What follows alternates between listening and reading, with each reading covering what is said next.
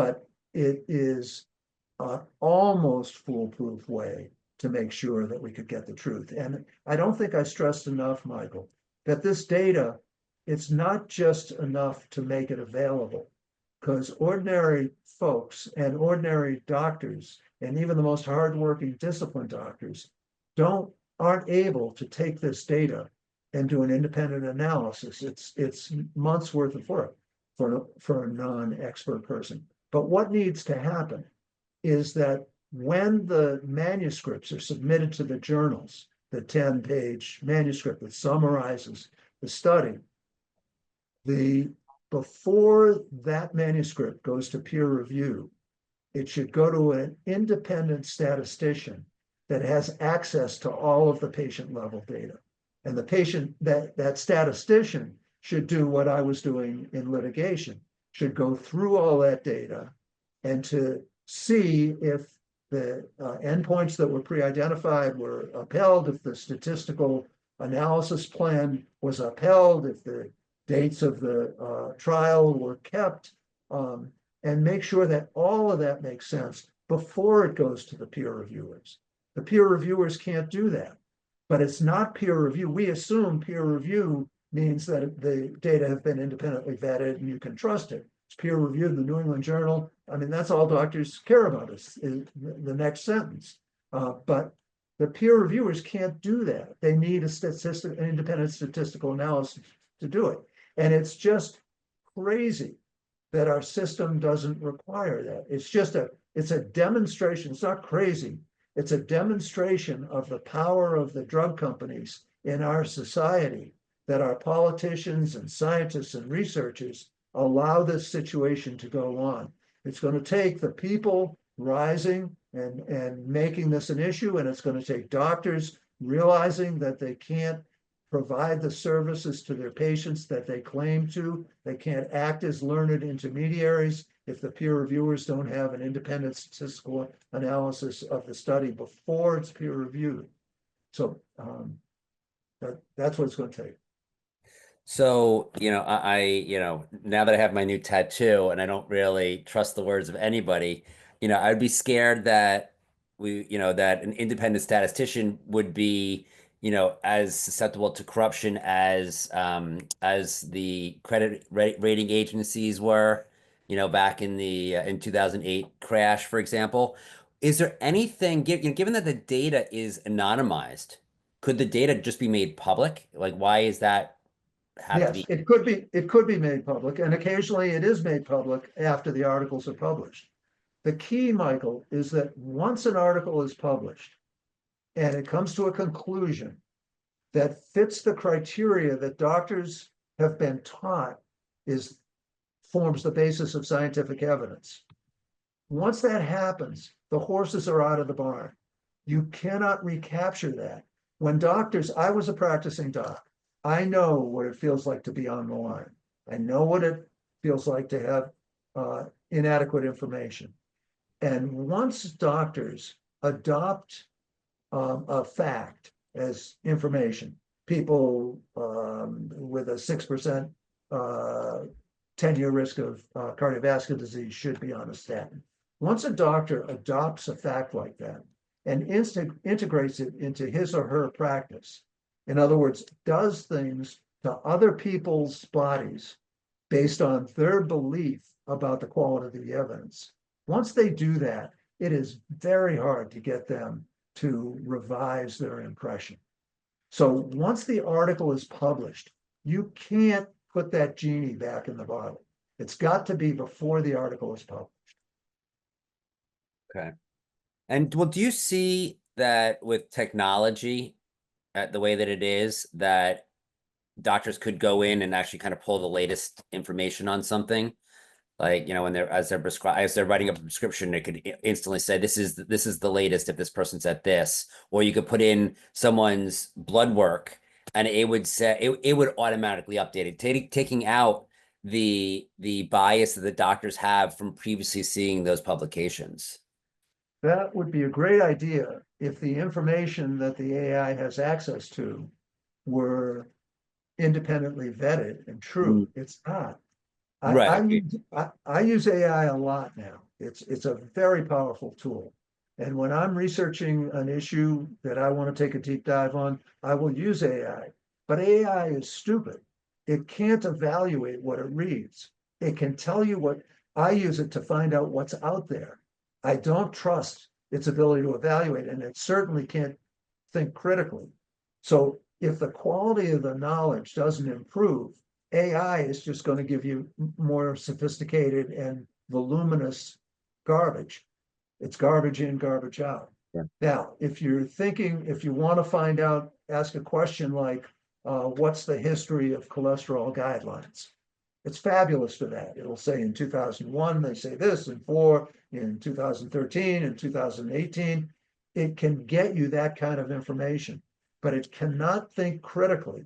And I think that the best prediction that I can make about AI is it's going to increase the current power structures grip on what public knowledge is, and even professional knowledge. It's going to increase their grip, not liberate people to get better information. We've got to deal, there is no way around dealing with the issue that peer reviewers don't have access to analysis of patient level data, that you cannot make that issue go away, except in litigation. And I said, that's where I got my education. That's why I know this is so important, because my job was to go find the stuff in the secret documents that showed the lie of what was being used to market the drugs.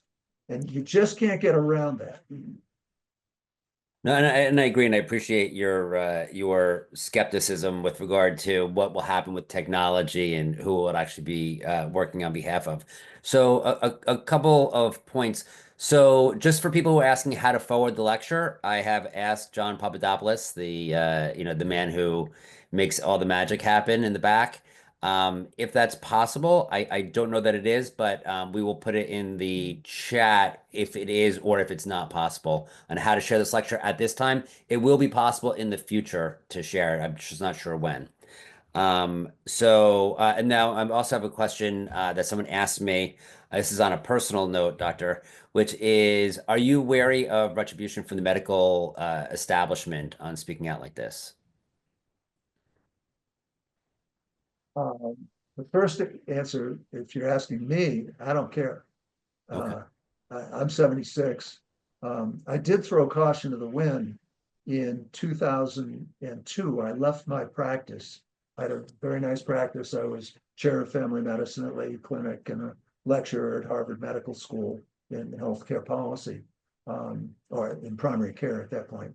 I left that practice because I understood how much the journals, in this case, it was the New England Journal and the drug Vioxx, were being misled by the drug companies, and that it was a national emergency.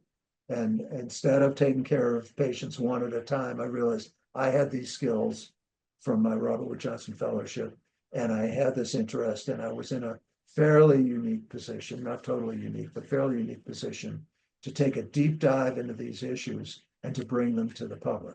At that point, I was worried. I had my financial future wasn't secure, and it was a real risk. And I think the reason why I got away with publishing my first book, Overdosed America, in 2004, was that in the Harvard community, family docs are not held in very high prestige. They're thought to be some kind of inferior species of doctor. And I think the presumption was, as I didn't keep it a secret that I was writing this book, the Overdosed America, the first book. I didn't keep it a secret, but I don't think anyone took me seriously, because how could a family doc make a serious argument? And it was published, and then a week after it was published, Vioxx, which was a deadly drug, it killed about 50,000 Americans, claimed to be safer, it was far more dangerous, claimed to be better, it was no better than over-the-counter drugs. I wrote about that extensively, and the New England Journal's complicity in propagating inaccurate information about it. A week after the book was published, Vioxx was pulled from the market because another study came out and showed that it's dangerous. And the study that I had written about it was out in the public. It wasn't hugely influential, but Merck knew it couldn't get away with this anymore, and they pulled the drug. And then it was like I was shot out of a cannon. I was called by the publicist at HarperCollins, and she said the limousine's going to pick you up in 50 minutes. You're going to do 3 national satellite TV shows out of Boston, fly to New York and do the Today Show and another morning show. And so I went from being a very implausible critic to being in the public limelight very quickly. And there wasn't time to shut me down. And then I started working with the FBI and the Department of Justice. And so they missed their opportunity to shut it down or for me to be at risk. And I was just lucky to have been able to go through that slightly open gate to tell the story. Well, I appreciate your bravery on this. So once doctors learn that some of the things in the standard of care may not be factually accurate, what's to tell them how to modify their care? Because we're it's like when you're teaching somebody how to eat and but you focus on what not to eat, they're going to fail because they don't know what to eat after that. What's your vision for how that would work? This is a real conundrum. And the first part of the answer is that doctors and patients need to organize together to talk about the critical emergency of not having access to real data, that we can't practice medicine this way. And it's got to become a political movement. It's not going to change any other way. Now, when I was practicing medicine, I stopped in 2002. I had got the drift that statins were being over-recommended, and that the guidelines, I practiced for maybe a year after those 2001 guidelines came out. And I was studying them and had a critical perspective on them while I was taking care of patients. And what I would do would be to tell patients what the guidelines recommended, and then to tell them what I thought was the best scientific evidence and that they should make the decision. But if they were not going to follow the guidelines recommendation, I would actually ask patients to sign the chart. That's when we had paper charts. I would ask them to sign the chart, because if, based on a discussion that I had with a patient, the patient had developed a heart attack, I would be held responsible for advising going against the guidelines. So I would have the discussion with the patient and then have the patient sign a statement in where the patient said, I understand the guidelines recommend statins, and I have made the choice not to go on the statins. And I think that's the best way you can do it. Now, what do doctors do about getting adequate information? That's a separate problem. And it's everywhere. It's that Paxlovid, Pfizer's studies show that Paxlovid only works for about 2% of Americans who are unvaccinated or have never had COVID. Yet the recommendations are to get the boosters. To take Paxlovid within 5 days of getting COVID, or the boosters are not supported by randomized controlled trials. They're supported by increased antibody levels, sometimes in mice, and we don't know how much those increased antibody levels correlate with a decrease in the risk of serious disease. These are things we just don't know. And when I'm talking to friends and when I'm lecturing, I tell them what is known and what isn't known. And I say, you got to make the decision. You got to make the decision. I can't make it for you. I may have to take over that panel to ask Steve on Monday, because I have so many questions for you and I just never seem to have enough time. So I will I might see you on Monday. So Yeah. who do the statins work for? Like, who are they effective for? Well, they work in terms of lower cholesterol on everybody who takes them, or almost everybody who takes them. That's not the issue. The issue is, how many people do you have to treat in a certain category? How many people who already have heart disease who aren't over age 75 or 70, how many do you have to treat in order for one to benefit? And the answer to that, as best we can tell, but we're trusting that the CTT is basically telling us the truth, but based on their numbers. So this is a ceiling of efficacy.